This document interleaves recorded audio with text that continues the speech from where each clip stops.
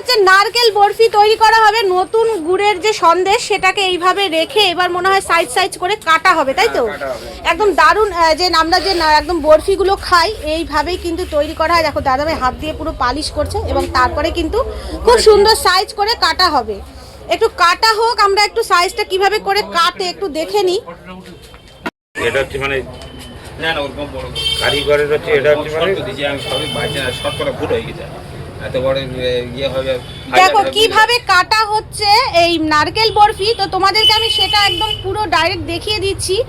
এই দাদাভাইদের এখানে আসলাম বলে সত্যি এটা দেখতে পারলাম আমিও, আর তোমাদের সাথে সাথে এই ভিডিওটা কিন্তু আমি শেয়ার করে নিতে পারছি।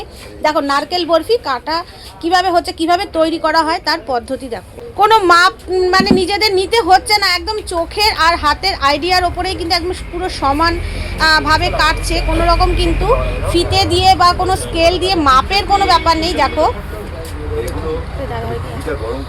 এই দেখো এই দাদাভাই কাটছে, এই দাদাভাই কাটছে দেখো। আর এই একদম মাপ দেখো পুরো পারফেক্ট, কিন্তু সবকটা লাইন কিন্তু একদম পুরো সোজা, দারুণ ভাবে কাটছে। স্পেশাল কোয়ালিটির মোয়া দেখো, পেস্তা দিয়ে এবং ওপরে খোয়া ক্ষীর, কাজু, কিচমিচ দিয়ে একদম সুন্দর করে সাজিয়ে কিন্তু নিয়ে চলে এসেছে স্পেশাল কোয়ালিটির মোয়া একদম। এটা দাম কত আছে এই প্যাকেটটার? এটার দাম আপনার 600 টাকা কিলো। 600 টাকা কিলো। প্যাকেটে কতটা করে আছে? 500 গ্রাম। আচ্ছা আচ্ছা, ওজনে 500 গ্রাম, পিসে হচ্ছে 10 পিস। আচ্ছা আচ্ছা, মানে 10 পিসে 500 গ্রাম হচ্ছে, মানে বুঝতে পারছো মোয়ার সাইজটাও বেশ ভালো। এবং 600 টাকা কিলো, এই এক প্যাকেটের দাম পড়ে যাবে তোমাদের 300 টাকা।